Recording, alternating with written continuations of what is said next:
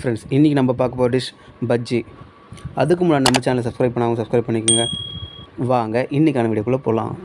ஒரு பவுல் எடுத்துக்கிட்டு 2 கப்பு பஜ்ஜி மாவு சேர்த்துக்குங்க. பஜ்ஜி மாவுன்னு கடையில் கேட்டாவே கொடுப்பாங்க. அதை எடுத்து வாங்கி வந்து சேர்த்துக்குங்க. அதில் எல்லாமே மிக்ஸ் ஆகிருக்கும். அதுவே பஜ்ஜி மாவு இல்லை அப்படின்னு சொல்கிறவங்க கடலை மாவுலையும் இதை செஞ்சுக்கலாம். கடலை மாவு யூஸ் பண்ணுற மாதிரி சில்லி தூள் யூஸ் பண்ணிக்கலாம். நான் இப்போ காரத்துக்காக சில்லி தூள் யூஸ் பண்ண போகிறேன்.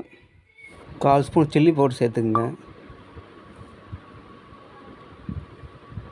கொஞ்சமாக உப்பு சேர்த்துக்குங்க.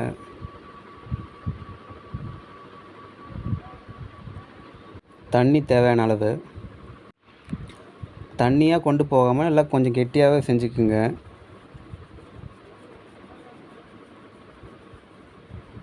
நல்லா மிக்ஸ் பண்ணிக்கோங்க. கட்டி கட்டியாக இல்லாமல் நல்லா நைஸாக மிக்ஸ் பண்ணிக்கோங்க. கட்டிகள்லாம் இல்லாமல் நைஸாக வந்துருச்சு. கட்டிகள் எல்லாம் நைஸாக வந்துருச்சு. இப்போ காஞ்ச கடாயை எடுத்துக்கோங்க. அதில் எண்ணெயை ஊற்றிக்குங்க. நம்ம பஜ்ஜி போடுறதுனால நிறைய எண்ணெய் தேவைப்படும்.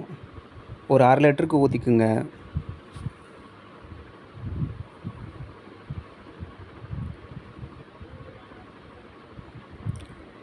அடுப்பு நல்லா சிம்லேயே வச்சுக்கோங்க. கிராஜுவலாக ஹீட் ஆகட்டும். இப்போ அந்த பஜ்ஜி மாவில் உருளைக்கிழங்கு தொட்டு பாருங்கள், எப்படி நல்லா பதமாக வந்திருக்கு பாருங்கள். நல்லா ஒட்டுது பாருங்கள்.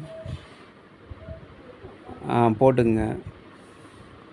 மாவு எடுக்கும் போதே நல்லா ஒட்டணும். ஒட்டுற மாதிரி இருந்தால் தான் நல்லா பஜ்ஜி வரும். அப்படிலாம் தோல் மாதிரி பிரிச்சுட்டு வந்துடும்.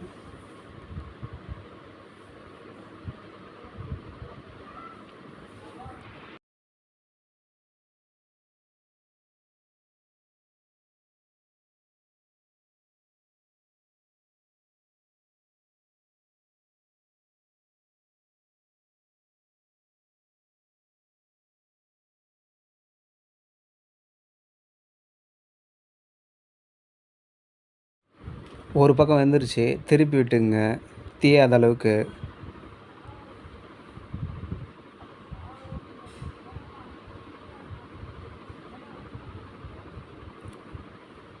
இப்போ 2 பக்கமும் நல்லா வெந்துகிட்டே இருக்குது. திருப்பி விட்டுக்கலாம்.